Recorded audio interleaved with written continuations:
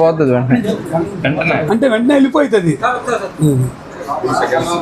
సరే నీట్గా తీసుకోండి. సోల్డ్ అని వచ్చింది. కన్స్యూమర్ లాగిన్ లో చూస్తే ఇది అంత అథెంటికేటెడ్ అనేది మనకు తెలుస్తుంది.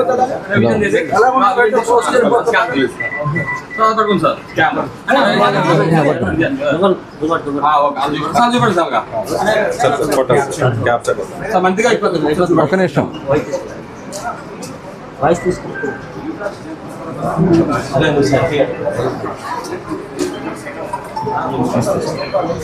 ఇదిగోండి, దీని మీద హీల్ కోడ్ చూపిస్తుంది. హీల్ కోడ్ అంటే ఇది, దీని మీద ఒక కోడ్ ఉంటుంది, ఆ కోడ్ నెంబర్ చూపిస్తుంది. లోపలికి డీటెయిల్స్ లోకి వెళ్తే ఈ బ్యాచ్, ఏ బ్యాచ్ నెంబరు, దీని సైజ్ ఎంత, ఎంఆర్పి ఎంత, దీని డేట్ ఆఫ్ మ్యానుఫ్యాక్చర్ ఎంత ఉంటుంది. ఆ డేట్ ఆఫ్ మ్యానుఫ్యాక్చర్ దీంతో టాలీ అవుతుంటుంది. అలా అయితే చూడండి, ఇది ఎస్హెచ్ కోడ్, ఏదైతే ఈ బార్ కోడ్ సంబంధించి కోడ్ నెంబర్ ఇది. తర్వాత brand name royal challenge blended whisky, size 180 ml, batch number BT49, MRP 220, manufacturing location United spirits limited, pearl distilleries private limited, manufacturing date 23/9/2025 4:09 deposit location depot location excise depot Vizag, vendor location Happy Wines. ఈ shop నుంచి ఏ షాప్లో అమ్మారు, ఏ depot నుంచి వచ్చింది, ఏ distilleries తయారైంది, మొత్తం కూడా డీటెయిల్గా వచ్చేస్తుంది. కస్టమర్ ఎప్పుడు కావాలన్నా వాళ్ళు చూసుకుని స్కాన్ చేసుకుని ఈ సిస్టమ్, ఈ యాప్లో మనం డేట్ ఆఫ్ మ్యానుఫ్యాక్చరింగ్ కానీ షాప్ పేరు కూడా సహా వచ్చేస్తుంది.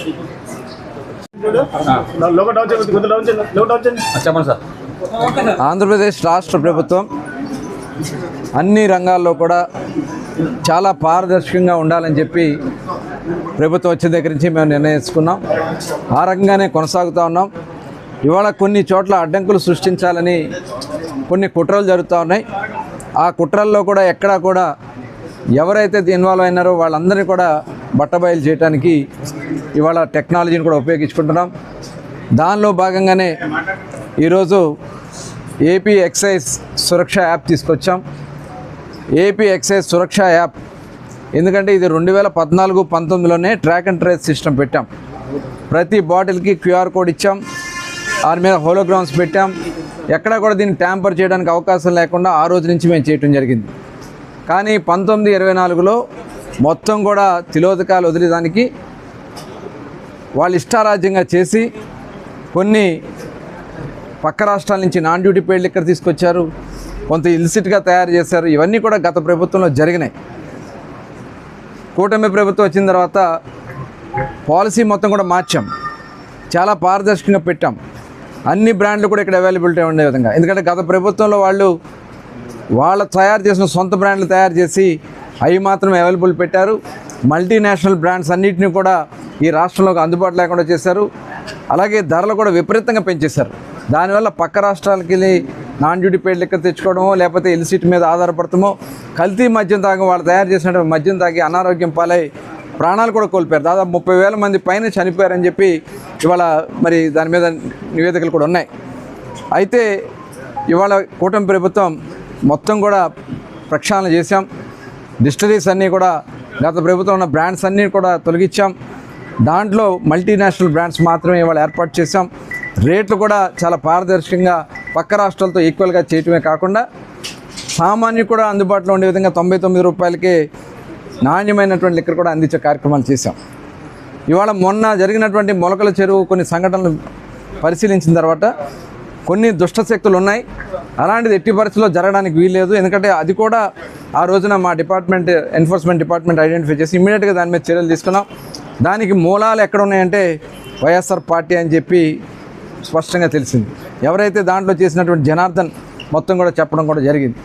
దాని మీదట ఇవాళ ఏపీ ఎక్సైజ్ సురక్ష యాప్ తీసుకొచ్చాం. ఎవరైనా ఆ కోడ్ మీద వాళ్ళు స్కాన్ చేసుకున్నట్టయితే అది మొత్తం కూడా బాటిల్ యొక్క పుట్టు పూర్వత్రాలు అన్నీ వస్తాయి. ఎక్కడి నుంచి మ్యానుఫ్యాక్చరింగ్, ఏ డిస్టిలరీస్ నుంచి, ఏ బ్యాచ్ నెంబరు, అలాగే ఎక్కడ ఏ డిపో నుంచి ఏ షాపు, టోటల్ డీటెయిల్స్ అన్నీ కూడా మ్యానుఫ్యాక్చరింగ్ డేట్తో సహా వస్తుంది. ఇవాళ ఎందుకంటే కొన్ని దుష్టశక్తులు ప్రభుత్వం మీద బురద జల్లే కార్యక్రమాలు చేస్తూ ఉన్నారు. ఎక్కడో సాధారణంగా చనిపోతాయి. మొన్న నెల్లూరులో సంఘటనలు కానీ, అలాగే కొన్ని ప్రాంతాల్లో తిరుపతిలో కానీ వాంటెడ్గా చనిపోయిన వాళ్ళని కూడా తీసుకొచ్చి కల్తీ మద్యం వల్ల చనిపోయారని చెప్పి ఒక తప్పుడు ప్రచారం చేశారు. జగన్మోహన్ రెడ్డి గారు కూడా ప్రభుత్వం మీద ఒక నిష్పక్షపాతంగా ఆయన ప్రభుత్వం మీద కూడా బురద జల్లే కార్యక్రమాలు చేశారు. ప్రతి 3 బాటిల్కి ఒక బాటిల్ కల్తీ మద్యం ఉందని చెప్పారు. మేము వాళ్ళ అందుకని యాప్ తీసుకొచ్చాం. ఎవరైనా రావచ్చు, జగన్మోహన్ రెడ్డి గారు వచ్చి షాప్లో మీకు కావాల్సిన మందు మీకు అలవాటు ఉంటే కొనుక్కుని తీసుకెళ్ళవచ్చు, స్కాన్ చేసుకోవచ్చు. వైఎస్ఆర్ పార్టీ నాయకులందరూ కూడా చెప్తా ఉన్నాం, మీరు కూడా రండి, షాపుల్లో స్కాన్ చేసుకోండి, మీకు కావాల్సిన బ్రాండ్లు తీసుకెళ్ళండి, ఇంటికి వెళ్ళి చక్కగా తాగండి. అంతేగాని ప్రభుత్వమే బురద జల్లే కార్యక్రమం చేస్తే మటుకి చూస్తూ ఊరుకునే సమస్య లేదు. ఎట్టి పరిస్థితుల్లో కూడా ఇవాళ దగ్గర 2,20,000 దగ్గర 1,21,000 మంది డౌన్లోడ్ చేసుకున్నారు. 3,02,000 మంది స్కాన్ చేసుకున్నారు. ఎక్కడా కూడా ఒక్క బాటిల్ కూడా దీంట్లో కల్తీ ఉన్నదనేది ఎక్కడా కూడా ట్రేస్ కాలేదు. అదే కాకుండా డిజిటల్ పేమెంట్స్ దాదాపు ఒక రోజుకి 80 కోట్ల సేల్స్ జరిగితే 60 కోట్ల రూపాయల దగ్గర డిజిటల్ పేమెంట్స్ జరిగినాయి. గత ప్రభుత్వంలో చూస్తే 1,00,000 కోట్ల పైనే ట్రాన్సాక్షన్ జరిగితే 100 కోట్లు కూడా లేవు. ఇవాళ ఈ ప్రభుత్వం ఎంత పారదర్శకంగా ఉందనే దానికి ఇదే ఒక నిదర్శనం. అలాగే ఇంకోటి, బెల్ట్ షాపుల విషయంలో ఎక్కడన్నా ఎవరన్నా ఇల్లీగల్గా పెట్టాలని ప్రయత్నం చేసినా, లేదా అసలు బెల్ట్ షాప్స్ అనేది లేవు, అలాంటి ప్రయత్నాలు చేసినా వాళ్ళ మీద సీరియస్ యాక్షన్స్ తీసుకుంటాం.